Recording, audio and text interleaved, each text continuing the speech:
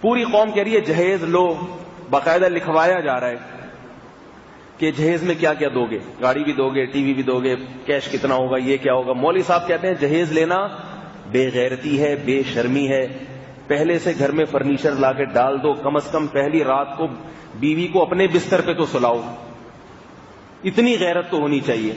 پہلی رات کو بیگم صاحبہ جس بستر پہ دلہن سوتی ہے وہ بھی اس کے ابا نے دیا ہوتا ہے، اور داماد بھی اسی بستر پہ ابا کے دیے بستر پہ سو رہا ہے۔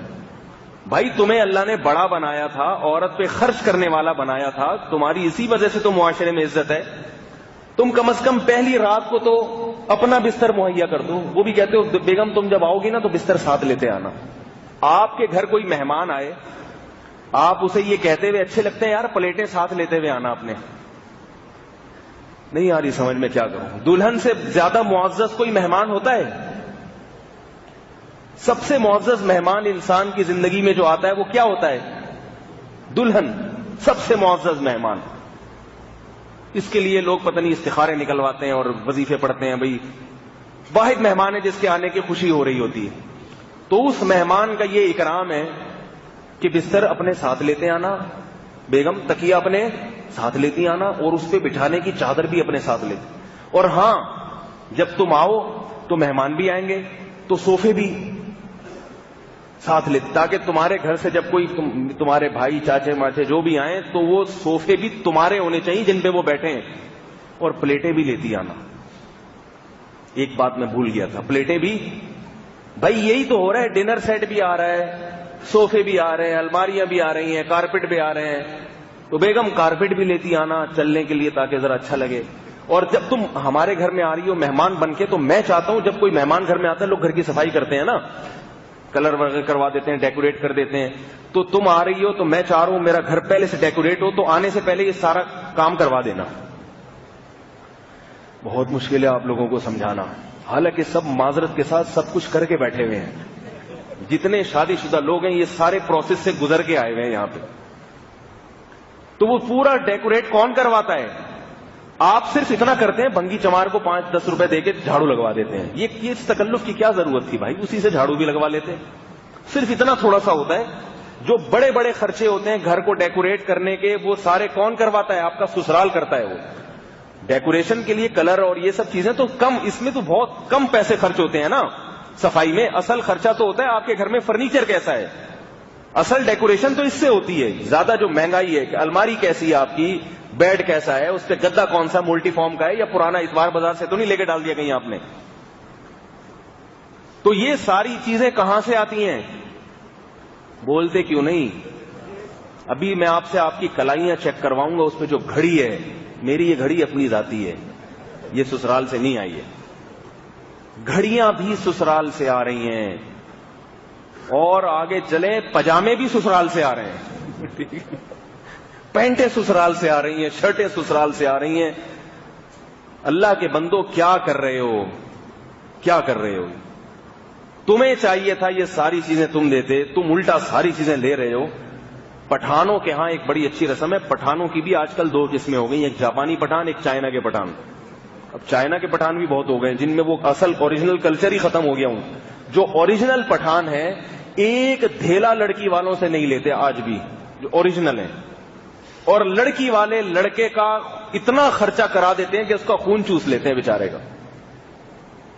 سارا خرچہ انہوں نے مردوں کے کندھوں پہ ڈالا ہوا ہے۔ بارات کا کھانا نہیں ہے ان کے ہاں، اگر بارات کا کھانا ہوتا بھی ہے تو وہ بھی مردوں سے پیسے لیتے ہیں، اس کے شوہر سے پیسے لیے جاتے ہیں، داماد سے یا سسر سے۔ تو وہ وجہ اس کی ہے کہ ان پر انگریزوں نے حکومت نہیں کی ہے 100 سال۔ ایک انگریز خاتون نے مجھ سے پوچھا کہ آپ لوگوں کے یہاں جہیز ہے اور یہ ساری چیزیں ہیں، تو آپ لوگ تو اپنے آپ کو مسلمان کہتے ہو اور آپ کہتے ہو کہ یہ چیزیں اسلام میں نہیں ہے، تو یہ آپ کے کلچر میں کیوں ہے؟ میں نے کہا اس لیے ہے کہ ہم پر تم لوگوں نے 100 سال حکومت کی ہے۔ نہیں یاری میرا خیال ہے بات سمجھ، تم لوگوں نے ہم پر ہندوستان میں 100 سال حکومت کی ہے، تو ہمارا اپنا اوریجنل کلچر بہت اچھا تھا، تمہاری حکومت کی وجہ سے ہمارا اپنا کلچر برباد ہو گیا، تمہاری وہ برائیاں ہمارے اندر آ گئی۔ آپ کہہ سکتے ہیں انگریزوں میں جہیز نہیں ہے، اب نہیں ہے، پہلے تھا، اب تو وہاں کے فیملی سسٹم ہی ختم ہو گیا، تو جہیز کیا؟ تو وہ ہے ہی نہیں. اور ہمارا بھی ایسا ہی ہوگا. جب لڑکیاں زیادہ ہوں گی اور جہیز کی فکر آدمی کو پریشان کرے گی, بھئی ایک ایک بیٹی پر اتنا اتنا, تو لوگ کہیں گے, ابا کہے گا بیٹا جاب کرو جا کے, شادی وادی کی فکر چھوڑو, ختم کر. انگریزوں کا کلچر بھی تو ایسے ہی تباہ ہوا ہے کہ بھئی کون لڑکیوں کی شادیوں کی ٹینشن سر پہ رکھے, ایک عذاب ہے, ایک مصیبت ہے, چھوڑو جاب کرو. اب ماں باپ یہی کروا رہے ہیں بچیوں کو, بیٹا یہ رشتوں کی تلاش, پھر شادی ہو کے پھر بڑے بعض مسائل, بندہ 2 نمبر ملتا ہے, اس سے طلاق لینا ایک بڑی مصیبت ہے. پھر طلاق لیں گے تو پہلے کنواری کی نہیں ہو رہی تھی, اب طلاق کے بعد کہاں ہوگی. تو اب ماں باپ آہستہ آہستہ اس طرف آ رہے ہیں کہ یار یہ ٹینشن چھوڑو, جاب کراؤ بیٹا, خود کماؤ خود کھاؤ, کوئی بندہ سمجھ میں آتا ہے تو وہیں شادی کر کے اطلاع دے دینا ہمیں. یہ سیٹ اپ آہستہ آہستہ بھی تھوڑا تھوڑا ہے, ابھی زیادہ نہیں ہے, لیکن اگلے چند سالوں میں یہی ہو جائے گا. کیونکہ ٹینشن کی, فکروں کی بھی ایک حد ہوتی ہے, اس کو اگر کنٹرول نہ کیا جائے تو پھر وہ کلچر برباد ہو جاتا ہے. تو اب مولانا لوگ کیا بولتے ہیں, بھائی یہ ناجائز ہے, بارات کا کھانا, بولو نا بھائی, ناجائز ہے, یہ جہیز لینا, صوفے اور یہ ساری ڈرامے بازیاں غیرت کے خلاف ہے, مایوں اور یہ ساری چیزیں جو ہوتی ہیں آج کل شادی بیاہ میں, بھائی ان سے خرچہ زیادہ ہوتا ہے, نکاح مشکل ہو جاتا ہے, اور پھر بے حیائی کتنی ہوتی ہے. آپ شادی اس لیے تو کر رہے ہیں کہ آپ کو دلہن مل رہی ہے, لیکن اس دلہن کو حاصل کرنے سے پہلے کتنی دلہنیں دیکھ لیتے ہیں, کیا ہو رہا ہے, جوتا چھپائی ہو رہی ہے, سالیوں سے پھر فری ہو رہے ہیں, وہ سالیاں پیسے لے کے مانگ رہی ہیں, وہ جوتا دوں گی تو پیسے.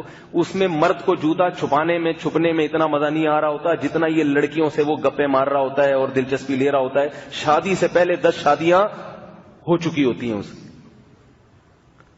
تو یہ سارا ڈرامے بازی, مولویوں کی کتنی خشک شادی ہوتی. میری جب بھی شادی ہوئی ہے کچھ کوئی انٹرٹینمنٹ نہیں, چلو 1 دفعہ ہوتا ہے 2 دفعہ ہوتا ہے, جب بھی شادی ہوئی ہے ایسے گئے ہیں, کوئی سالی بھی سامنے نہیں آئی, نہ کوئی اس کی کزنیں, نہ کوئی ایسے انٹرٹینمنٹ. گئے 2-4 بندے, وہ بھی کوئی اوریجنل تھے, کچھ ادھار لیے ہوئے تھے کہیں سے, کچھ تو اوریجنل تھے, یہ میرے اوریجنل ماموں ہیں, یہ والے محلے والوں سے ادھار لیے. ان کے ماموں تھے دوست کے, ہم نے ان کو یار شادی ہو جائے گی تو واپس کر دوں گا, کیونکہ بارات میں 2-4 ماموں تو ہونے چاہیے نا, رشتے دار ہونے چاہیے. اس قسم کی پھیکی گئے. اور پہلی جب میری شادی ہوئی تو کتنے افراد تھے بارات میں, میرے بڑے بھائی تھے, بھابھی, میں اور میری والدہ, یعنی 2 مرد 2 عورتیں, یہ 4 افراد تھے بارات میں. اور یہ بھی جاتے ہوئے تھے, واپسی پہ بھائی اور بھابھی الگ چلے گئے, میں اور والدہ اور دلہن ساتھ. تو واپسی پہ کتنے آدمی, 3 افراد. یہ لوگ کہتے ہیں کوئی شادی, یہ کوئی شادی. آپ لوگ جس طرح سے کرتے ہیں اس میں آدمی کا بیڑا غرق ہو جاتا ہے. چند دن کا مزہ ہے, اس کے بعد لاکھوں روپے کے قرضے اور ایک ٹینشن, اور پھر جو پھڈے بازیاں. جب اللہ کی نافرمانی کر کے کوئی کام کرو گے تو اللہ اس میں سکون اور اطمینان چھین لیتے ہیں. تو اتنی اپنی آپ کے فائدے کی بات کر رہے ہیں مولوی, جو مولانا آدمی آپ کے فائدے کی بات کر رہا ہے, آپ سے خرچہ بچا کے خود تھوڑی لے رہا ہے. یا تو مولوی صاحب یہ کہتے ہیں نا بھائی سادگی سے شادی کرو اور جو پیسے بچ جائیں وہ مجھے دے دو. پھر آپ کہتے ہیں یار یہ جو ہے نا اپنے چکر میں, جیسے پیغمبر دعوت دیتے تھے نا اپنی قوم کو, دیکھو ہم تمہیں بت پرستی سے روک رہے ہیں, لا اسألکم علیہ اجرا, اس پر ہم تم سے کوئی کمیشن تھوڑی مانگ رہے ہیں, پوری قوم کی دشمنی مول رہے ہیں اور کوئی فائدہ نہیں ہمیں. تو یہ اس کی علامت ہے کہ ہم صحیح بات کہہ رہے ہیں, کیونکہ غلط بات جبھی کہی جاتی ہے جب اس میں کوئی مفاد ہوتا ہے, ورنہ کسی کا دماغ خراب ہے کہ وہ غلط باتیں کرے گا لوگوں کے سامنے. کوئی مفاد ہوتا ہے, کوئی سیاسی مفاد, کوئی ووٹ لینے ہوتے ہیں یا پیسے چاہیے ہوتے ہیں, تو انسان غلط باتیں کرتے ہیں. جب کوئی پیسے چاہیے ہی نہیں اور صحیح بات کرنے میں لوگوں کی مخالفت بھی ہو رہی ہے, تو یہ اس کی علامت ہوتی ہے کہ یہ آدمی صحیح بات ہی کر رہا ہے, غلط نہیں کر رہا. تو ہم اگر آپ سے کہہ رہے ہوتے بھائی یہ جہیز کا خرچہ بچا کے ہمیں دے دو, تو پھر اب کوئی بات بھی تھی. ہم تو نہیں کہہ رہے کہ ہمیں دو, ہم کہہ رہے ہیں اپنے اوپر ترس کھاؤ, جن کے بیٹیاں ہیں ان پہ ترس کھاؤ, تاکہ ان کے لیے بھی اپنی بیٹیوں کی شادیاں آسان ہو جائیں.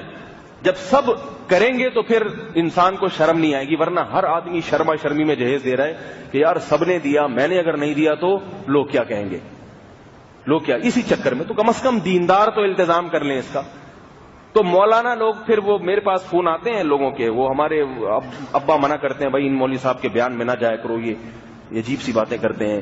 یہ تو سارے ہمیشہ سے عجیب ہی سی باتیں کرتے آئے ہیں. پیغمبروں کی دعوتیں ماحول اور کلچر میں جو غلط چیزیں ہوتی ہیں اس کے مخالف ہوتی ہیں. تو بعض لوگوں کو یہ سمجھ میں آتی ہیں, بعض کو سمجھ میں نہیں آتی. تو فائدے کی باتیں. تو ابراہیم علیہ السلام کی بیوی اللہ سے کہہ